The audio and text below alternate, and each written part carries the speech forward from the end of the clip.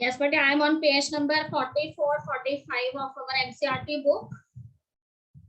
And question number 1 we have discussed. What is the basis of classification of alkenes? So I have explained you 3 to 4 points. ठीक है, we know that there are 3 classes of alkene: class chlorophyceae, class phaeophyceae, that is brown algae, and class rhodophyceae, that is a red algae. So you have to write the points according to table 3.1 that is given on page number 33 of your NCERT book. Okay, bete? So 3 classes are there: chlorophyceae, phaeophyceae, rhodophyceae. And what are the main characteristics that are here used to classify these 3 classes of algae? तो मैंने आपको बताया था major pigment is first point. So in different classes, so in class chlorophyceae we have chlorophyll A and B. In class phaeophyceae, which is brown algae, see the table, chlorophyll A, C, fucoxanthin is there. And in class rhodophyceae, ठीक है, along with the chlorophyll A and D, there is one another special pigment and that is phycoerythrin. तो phycoerythrin जो है वो red colour के लिए responsible होता है क्लास rhodophyceae में. Then you have to write down the type of the stored food. आपने बताना है कौन सा फूड स्टोर होता है तीनों क्लासेस में. तो क्लास chlorophyceae में stored food is starch. Then in class phaeophyceae mannitol and laminarin is there. और अगर हम rhodophyceae की बात करते हैं तो फ्लोरिडियन स्टार्च जो है it is the stored food material. ठीक बेटे, सेल वॉल कंपोजिशन के बारे में बताएंगे. In class chlorophyceae the cell wall composition is cellulose is the main component of the cell wall. अगर phaeophyceae की बात कर रहे हो तो उसमें सेलुलोज भी है एंड एल्जिन भी है. और अगर हम rhodophyceae की बात कर रहे हैं तो we have cellulose, pectin and polysulphate esters. ठीक है. फिर फ्लैजिला के बारे में बता सकते हो. 2 to 8 equal size flagella present at apical position in chlorophyceae. In phaeophyceae 2 unequal flagellas are there which are present at lateral position. ठीक बेटे, लेटरल पोजीशन वो पोजीशन होती है जिसे हम साइड वाली पोजीशन कहते हैं. देखो, टॉप वाली जो होगी वो एपिकल होगी, बॉटम वाली जो होगी वो बेसल होगी और जो साइड्स वाली होगी वो लेटरल पोजीशन होगी. ठीक है. rhodophyceae जो है उसमें फ्लैजिला होते ही नहीं है क्योंकि चाहे उसमें आप गैमेट्स की बात कर रहे हो चाहे आप स्पोर्स की बात कर रहे हो, दोनों ही नॉन मोटाइल होते हैं. ठीक बेटे. फिर आप हैबिटेट के बारे में बता सकते हो कि chlorophyceae के member they are mostly found in fresh water habitat and very less in brackish water. ठीक है. पर अगर वो कहता है कि हम बात कर रहे हैं phaeophyceae की, तो phaeophyceae जो है वो मैरीन एल्गी है. फ्रेश वाटर में बहुत कम मेंबर्स नजर आएंगे and most of the members are found in ocean water जो कि सलाइन होता है. ठीक. और इसके अलावा ब्रैकिश वाटर. और उसके बाद जो है फ्रेश वाटर मेंबर्स जो है rhodophyceae में भी कम होते हैं, बट ब्रैकिश वाटर में most of the members they are found as well as in saline water. So all of these points you can write in question number 1. Okay बेटे. Then see the question number 2 of your text book. When and where does reduction division takes place in the life cycle of a liverwort? ठीक है. आपने मुझे ये बताना है कि अगर हम liverwort का लाइफ साइकिल एक वी आर स्टडिंग. ठीक. अगर हम मॉस की बात कर रहे हैं, अगर हम फोन की बात कर रहे हैं, जिम्नोस्पर्म की एंड एंजियोस्पर्म की. ठीक है. तो रिडक्शनल डिवीजन मींस मेयोसिस इनके अंदर कब होता है? हाँ जी. You can raise your hand. Yes, but you can raise your hand if you know the answer, and if you don't know, I will tell. Anybody want to speak? No one? Okay, pencil रखेंगे हाथ में. ठीक है. Write down. आपसे पूछा गया है in case of liverwort when the reductional division takes place. So recall the life cycle of the liverwort. What you see? That main plant body कैसी थी? Gametophyte थी and on that gametophyte. Okay बेटे. And 3D4 archegoniophore is there and on 3D4 archegoniophore it bears antheridia and archegonia. Okay. So these antheridia and archegonia, ठीक है, they have anthrozoids. ठीक है. इनके अंदर क्या बने थे? एंथ्रोजोइड्स बने थे. तो देखो liverwort जो है उसमें आप ब्रायोफाइट की बात कर रहे हो, ब्रायोफाइट में liverwort आती है. तो मेयोसिस कब हुआ था? याद रखिए कि these anthrozoid and excel when they fuse together they form zygote and zygote converts into sporophyte. A sporophyte nucleus, it goes into the capsule of the sporophyte का जो कैप्सूल था ना, उसके अंदर जाइगोट न्यूक्लियस आ गया था, उसमें मियोसिस हुआ था। तो लीवर वॉट में आप लिखेंगे कि meiosis takes place in the capsule of the sporophyte. ठीक है, अगर मॉस की बात कर रहे हैं देन मॉस में भी मियोसिस कहां पर हुआ है? इन द कैप्सूल, कैप्सूल के अंदर जाइगोट न्यूक्लियस में हुआ। ओके बेटे, अगर फर्न की बात कर रहे हैं तो याद करिए फर्न के अंदर मियोसिस कहां पर हुआ था? ठीक है, अगर आपको याद आ रहा है फर्न के बारे में, टेरिडोफाइट्स के बारे में, तो देखो बेटे टेरिडोफाइट्स जो है उसके अंदर, ठीक है, मेन जो लाइफ साइकिल है वो स्पोरोफिटिक होता है, डिप्लॉयड होता है। एंड डिप्लॉयड में आपको क्या था? लीव्स आर प्रेजेंट, तो 2 leaves are known as sporophylls. And inside the sporophylls, you can say sporophylls के ऊपर कोन लगते हैं, which are male and female cones. And inside the male and female cone, what is present? Microsporangia, megasporangia. Okay, बेटे? So microsporangia and megasporangia, they contain microspore mother cell, megaspore mother cell. तो यहाँ पे meiosis जो है वो microspore mother cell and megaspore mother cells में हुआ है, और उससे microspores और megaspores बने हैं। And when they germinate, they form the prothallus. तो यहाँ पे आप लिखेंगे microspore mother cell and megaspore mother cell में मियोसिस होगा। ठीक है, फर्न्स के केस में। अब मैं जिम्नोस्पर्म की बात कर रही हूँ, तो देखो बेटे जिम्नोस्पर्म्स में मियोसिस तब हुआ था जब एंथर जो है उसमें माइक्रोस्पोर मदर सेल जो प्रेजेंट थे उसमें मियोसिस हुआ था, तो उससे माइक्रोस्पोर्स बने थे जो रिड्यूस्ड टाइप के माइक्रोस्पोर्स थे, और उन्हीं ने आगे उनको नेम दिया गया था पोलन ग्रेन्स का। ठीक है, तो यहाँ पे माइक्रोस्पोर मदर सेल्स के अंदर मियोसिस हुआ था और मेगास्पोर मदर सेल्स में मियोसिस हुआ था, जिससे 4 मेगास्पोर बने थे एंड 3 डीजेनरेट हो गए थे एंड 1 सर्वाइव किया था। तो जिम्नोस्पर्म्स के केस में आप लिखोगे meiosis takes place in microspore mother cell and megaspore mother cell. Okay बेटे, तो proceeding with the next one, angiosperms में भी again microspore mother cell and megaspore mother cell में मियोसिस हुआ, और उसके बाद उससे माइक्रोस्पोर्स या पोलन ग्रेन बने, और मेगास्पोर्स मदर सेल में मियोसिस होने से मेगास्पोर बने थे 4, और उसमें से 4 जो थे out of 4 3 degenerate and 1 survive. ठीक है, तो ये हो गया हमारा question number 2। Now we are proceeding with the next one, question number 3। Name 3 group of plants. ठीक है, कोई भी 3 ऐसे ग्रुप ऑफ प्लांट्स के आपने नेम बताने हैं जिनके अंदर आर्किगोनिया जो है वो प्रेजेंट रही है। ठीक है, and briefly describe the life cycle of any one of them. हाँ जी, बताइए मुझे कौन से 3 ऐसे प्लांट ग्रुप्स हैं जिनमें आपको आर्किगोनिया नजर आई है? यस बेटे Srishti. Bryophytes, pteridophytes and gymnosperms. Yes बेटे, इट इज एब्सोल्युटली करेक्ट। ठीक है बेटे, ब्रायोफाइट्स में आर्किगोनिया बिल्कुल थी। अगर आपको याद है गैमेटोफाइट पे आर्किगोनियोफोर, उसके अंदर आर्किगोनिया। ठीक है, उसी तरह से टेरिडोफाइट्स में भी आर्किगोनिया थी। Archegonia is present in case of pteridophytes too. ठीक है, जब प्रोथैलस के ऊपर याद आ रहा है, प्रोथैलस पे जब एंथ्रिडियोफोर आर्किगोनियोफोर लगे थे तो उसमें आर्किगोनिया भी थी। और मैंने आपको ये भी बताया था कि जिम्नोस्पर्म्स में भी आर्किगोनिया थी। वो मैं आपको बताती हूँ कहाँ पर थी आर्किगोनिया, कि जब जिम्नोस्पर्म्स में 4 मेगास्पोर्स बनती हैं, out of 4 megaspores 3 degenerate and 1 survive. तो आपको बोला था कि surviving megaspore contain 2 to 3 archegonia. ठीक है, तो तीनों के अंदर जो है आर्किगोनिया प्रेजेंट थी। तो किसी भी एक का लाइफ साइकिल आपने एक्सप्लेन करना है, तो उसमें से आप कोई भी एक ले लीजिए, टेरिडोफाइट का, चाहे जिम्नोस्पर्म्स का, चाहे ब्रायोफाइट का, no problem. Now mention the ploidy of the following protonemal cell of a moss. ठीक है बेटे, प्लॉडी वर्ड का मतलब होता है कि आपने ये बताना है कि वो हैप्लॉइड है या फिर वो डिप्लॉइड है। ठीक है, मैं फिर से पढ़ रही हूँ आपके लिए। तो आपने मुझे ये बताना है कि प्रोटोनिमा जो मॉस के अंदर फॉर्म हुआ था, क्या वो डिप्लॉइड था या हैप्लॉइड था? हाँ जी, हैप्लॉइड। हाँ जी, Dhanika, what is the correct answer? Haploid. Okay, any other student? Protonema.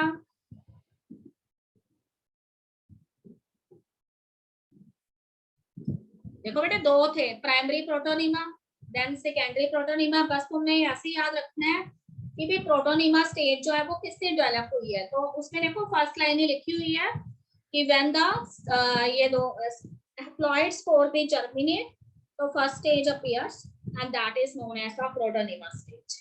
ठीक है, तो प्रोटोनीमा स्टेज यहाँ पे हैप्लॉइड है। ओके बेटे, नेक्स्ट देखिए प्राइमरी एंडोस्पर्म न्यूक्लियस जो डाइकॉट्स में बनता है, प्राइमरी एंडोस्पर्म न्यूक्लियस। हाँ जी बेटे, primary endosperm nucleus which later develops into endosperm, ये हैप्लॉइड है, डिप्लॉइड है कि ट्रिप्लॉइड है, बताइए। ट्रिप्लॉइड। ट्रिप्लॉइड है बेटे, बिल्कुल ट्रिप्लॉइड है। यस, क्योंकि दो पोलर न्यूक्लियाई और वन सेकंड मेल गैमेट के फ्यूज होने से ये बना है, तो ये ट्रिप्लॉइड है। ठीक है, leaf cell of a moss, moss के जो लीफ सेल हैं वो कैसे हैं? हैप्लॉइड। हैप्लॉइड है, बिल्कुल हैप्लॉइड है, क्योंकि उसकी मेन लाइफ साइकिल जो है ना वो हैप्लॉन्टिक है, हैप्लॉन्टिक फेज उसमें डोमिनेंट है। ओके बेटे, prothallus cell of a fern, fern के अंदर जो प्रोथैलस बनता है, जो हार्ट शेप स्ट्रक्चर होता है, वो कैसा है? हैप्लॉइड। हैप्लॉइड है, बिल्कुल हैप्लॉइड है, क्योंकि वो जब क्या होता है, मियोसिस होता है ना, मियोसिस होने के बाद जो माइक्रोस्पोर और मेगास्पोर बनते हैं ना, उनकी जर्मिनेट होने से ही बनता है। तो देखो किसी भी चीज में if meiosis is there, this means haploid constitution आ जाएगा। जो भी स्पोर जर्मिनेट करेंगे वो हैप्लॉइड होंगे और उससे बनने वाली चीज भी हैप्लॉइड होगी। ओके बेटे, तो अनदर देखिए, फिर कहता है कि अगर हम बात करते हैं, एक हमारा स्किप हो गया, yes, gemma cell in case of marchantia, marchantia में जो गैमा सेल्स है हैप्लॉइड, वो भी बेटे हैप्लॉइड ही होंगे, क्योंकि हैप्लॉइड लाइफ साइकिल जो है वो डोमिनेंट है। ठीक है, उसके बाद देखिए meristem cells of a monocot, monocot के अंदर जो मेरिस्टेमेटिक सेल्स होते हैं, जैसे root apical meristem, shoot apical meristem, कैसे सेल्स हैं? डिप्लॉइड है, बिकॉज एंजियोस्पर्म्स जो है वो खुद डिप्लॉइड होते हैं, स्पोरोफिटिक फेज उसमें डोमिनेंट है। ठीक है, ओवम ऑफ ए लिवरवॉर्ट, लिवरवॉर्ट जो है उनका जो ओवम है लिवरवॉर्ट का, हैप्लॉइड। ओवम का मतलब यहाँ पे एग सेल से है और वो आर्किगोनिया के अंदर प्रेजेंट है, तो ऑब्वियसली वो हैप्लॉइड होगा। ठीक है, zygote of a fern, fern का जाइगोट डिप्लॉइड। बिल्कुल, हमेशा ही याद रखिए कि जाइगोट हमेशा ही डिप्लॉइड होता है। ठीक बेटे, अब देखिए नेक्स्ट क्वेश्चन है हमारा, question number 5, right a note on the economic importance of algae and gymnosperms. ठीक है, एल्गी का इकोनॉमिक इंपॉर्टेंस हमें वेरी इजीली मिल जा रहा है। तो जहां पे हमने एल्गी स्टडी किया है ना, तो see I am on page number 32, there is one paragraph given and the starting line is algae are useful to man in a variety of ways. ठीक है, so many points are given here. So first point is half of the total carbon dioxide fixation on earth is carried out by algae through photosynthesis. This is the first point. Okay, point number 2, point number 2 जो है उसमें आप देखोगे कि oxygen में जो oxygen gas जो है, जो एटमॉस्फेयर के अंदर आती है, वो भी हमें एल्गी से मिलती है।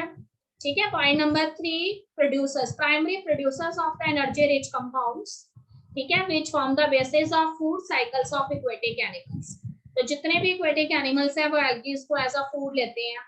फिर आप मेंशन करोगे there are some specific type of algal species, Porphyra, Laminaria and Sargassum, marine algae, and they are used as food. ठीक है, certain marine algae such as red and brown algae, they have the property of to act as hydrocolloids, water holding substances. फिर आप लिखोगे Elgin which is a brown algae and carrageen which is a red algae. ठीक है, they are used for commercial production of agar agar. अगार अगार एक ऐसा chemical है जिसे culture medium की फॉर्म में यूज किया जाता है बैक्टीरिया का कल्चर करने के लिए या कोई भी चीज का कल्चर करने के लिए। ठीक है, जेलिडियम, ग्रासिलेरिया जो है वो ऐसी एल्गीज हैं जिन्हें हम आइसक्रीम्स और जेलीज जो है उनका टेस्ट इनहांस करने के लिए यूज करते हैं। And there are two another type of algae, chlorella and spirulina.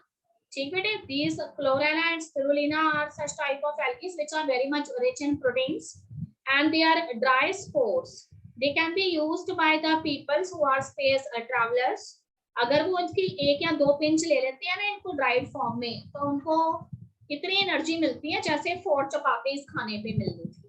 तो इतनी सारी चपाती राइस तो वो ले जा नहीं सकते स्पेस में, पर इनको ड्राइड फॉर्म में जरूर पैकेट्स में लेके जा सकते हैं। तो अगर वो 2 पिंच लेंगे तो उनको 4 या 5 रोटियों जितनी एनर्जी मिल जाएगी।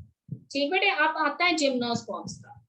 तो एक चीज याद रखिए कि जिम्नोस्पर्म्स की जो वुड होती है, इसको हम फर्नीचर के लिए यूज करते हैं, बहुत ही अच्छी वुड है। ठीक है, it is used for furniture. Another thing is cones of the gymnosperms. ठीक है, these cones are used for decorative purposes in our houses. उसके बाद there is one drink that is obtained from fermented pine juices. ठीक है, you have also listen about this drink from your English teacher, toddy drink.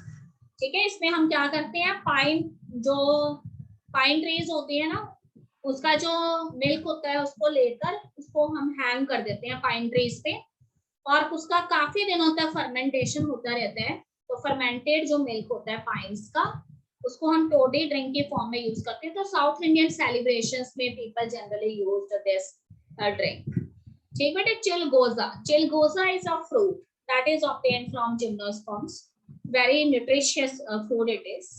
Okay बेटे, तो इस तरह से वो कहते हैं कि जिम्नोस्पर्म्स जो है उनकी भी आप इकोनॉमिक इंपॉर्टेंस लिख देंगे। तो I am going to send you the economic importance of gymnosperms. मैंने इससे भी ज्यादा पॉइंट लिखे हैं असाइनमेंट में, I will send it to you. Okay बेटे, क्वेश्चन नंबर 6 पर है। हम कहते हैं कि both gymnosperms and angiosperms they bear seeds, then why are they classified separately? तो यू नो द आंसर। ठीक है, जिम्नोस्पर्म्स में भी सीड है, एंजियोस्पर्म्स में भी सीड है, तो उनको सेपरेट क्यों रखा गया है स्टूडेंट्स? यस बेटे, वेरी इजी। कि सीड्स जो है in case of gymnosperms, yes naked seed है।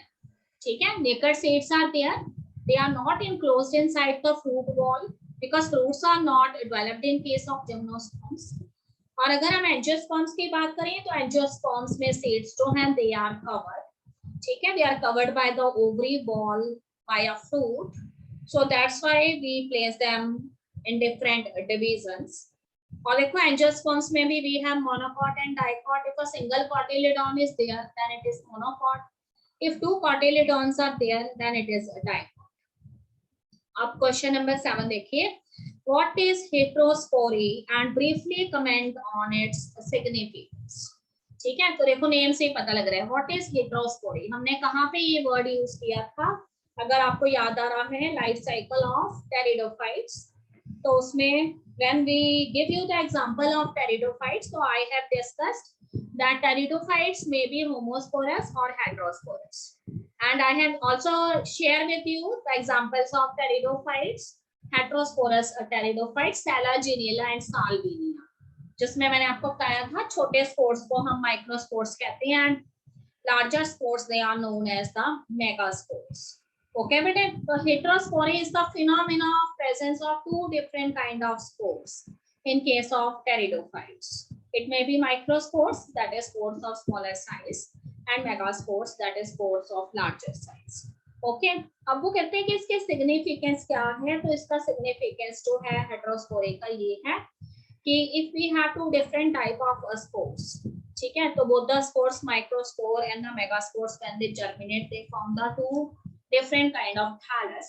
ठीक है, prothallus, one is the male prothallus that bears the anthidiophore and another is the female prothallus that bears the archegoniophore.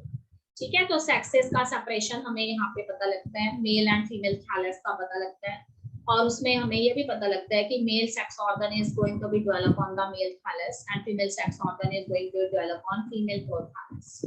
Okay, another very important thing is कि heterospory is also an evolutionary step of this plant towards seed habit. ठीक है, though we have not seen the formation of the seed in these plants pteridophyte, but the plants that are coming after pteridophyte, we are expected that seed formation is there in those plants. So that is the case when we learned about gymnosperms. ठीक है, हमने pteridophyte में कोई seed नहीं देखी, पर हमने ये देखा है कि जिस तरह से सीड के डेवलपमेंट के लिए पोस्ट फर्टिलाइजेशन इवेंट्स होते हैं, तो इसके अंदर भी पोस्ट फर्टिलाइजेशन इवेंट्स की शुरुआत हो गई है। ठीक है, तो जाइगोट जब बन जाता है तो जाइगोट जो है वो फिर आर्किगोनिया के अंदर ही सारा कुछ हो रहा है ना, जाइगोट बनता है। फिर वो कहते हैं कि ये जो जाइगोट होता है, ठीक है, उसके बाद ये जो है एक मल्टी सेलुलर डिफरेंशिएटेड स्पोरोफाइट जो है उसको बनाता है। और स्पोर यहाँ पे आपको पता है अलग अलग तरह की है। तो जाइगोट जो है उसको ना प्रीलिमिनरी स्टेजेस पे देखा जाता है कि वो यंग एम्ब्रियो जो है उसमें डेवलप होने की कोशिश कर रहा है। And all of these things they are happened in the female gametophytes. तो ये इवेंट जो है वो एक्चुअली पोस्ट फर्टिलाइजेशन चेंजेस से रिलेटेड है जो जिम्नोस्पर्म्स एंड एंजियोस्पर्म्स में प्रेजेंट है। तो कहते हैं कि it is an evolutionary step, ठीक है, where the starting of the seed habit takes place in the pteridophyte, but it generally appears in the gymnosperms and angiosperms later on. अब आपसे वो ऐसे दो टेरिडोफाइट के एग्जांपल पूछ रहा है where heterospory is there, so you have to write the example of Selaginella and Salvia. Okay student, I am on page number 45. Question number 8. Explain briefly the following terms with suitable example. Protonema. What is protonema? तो देखो बेटे, आपने याद रखना है कि protonema term we have heard in case of liver, we have heard in case of mosses, ठीक है। If you remember the life cycle of a moss, what you see कि when the capsulate get mature, then after meiosis in the zygote nucleus which is present in the capsule, the haploid spores they comes out, and when these haploid spores they germinate, they form a creeping branched green color, ठीक है, structure which is in the form of a branch, and they bear so many leaves and they actually grow parallel to the soil surface, and that stage is known as primary protonema. And from the leaves that are present on this primary protonema, some lateral buds they arise in the axils, and from these lateral buds the branches they grow in upward direction, and these branches which grows in upward direction or vertical fashion, they also bear a lot of leaves, and this is actually known as the secondary protonema or the leafy stage. Okay student, next is antheridium. So you know very well antheridium is the male sex organ, and male sex organ antheridium, okay, it is a disc shaped structure. ये disc shaped structure होते हैं bryophytes के case में, और इसके अंदर male gametes develop होते हैं, and these male gametes are known as the anthrozoids. Okay, so when the antheridium they get mature, then when the wind blows, these anthrozoids or male gametes they comes out from the antheridium, they fall on the water currents, and in this way they reaches the archegoniophore or comes in contact with archegonia, axil and fused.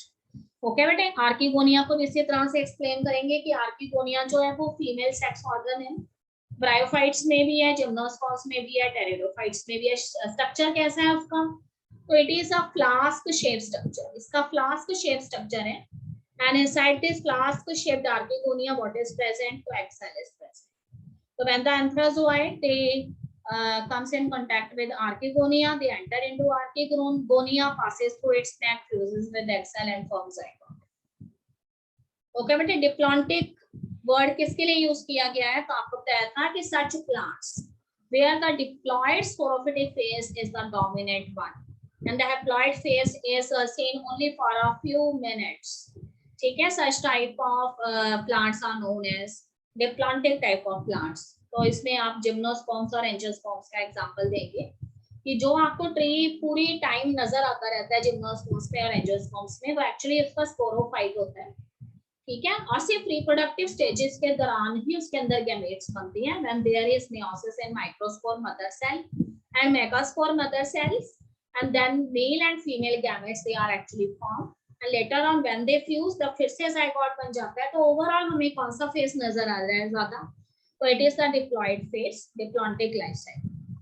Okay बेटा, तो इसके बाद liver bot, yes, उसके बाद sporophyll के बारे में पूछा उसने आपसे, तो where you have heard this term, तो मैं आपको याद दिलाती हूँ कि sporophyll term is actually used for leaves, ठीक है, लीव्स के लिए ये टर्म यूज की गई है, टेरिडोफाइट्स में भी और जिम्नोस्पर्म्स में, ठीक है बेटे। तो जो लीव्स होती हैं उनको स्पोरोफिल कहा जाता है।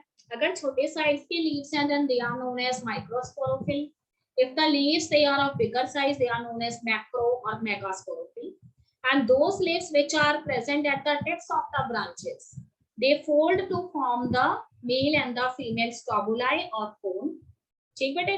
तो स्पोरोफिल टर्म किसके लिए यूज की गई है, लीव्स के लिए। फिर देखिए आइसोगैमी, कहाँ पे सुनी है ये टर्म आपने? आइसोगैमी टर्म आपने सुनी है जब हम आपको बता रहे थे एल्गी की डिफरेंट क्लासेस के बारे में और उसमें सेक्सुअल रिप्रोडक्शन के बारे में। ठीक बेटे, ये टर्म आपने फंजाई के केस में भी सुनी है पिछले चैप्टर में बायोलॉजिकल क्लासिफिकेशन में। तो isogamy is a kind of A sexual reproduction in which the fusing gametes, male and female gametes, both are of equal size.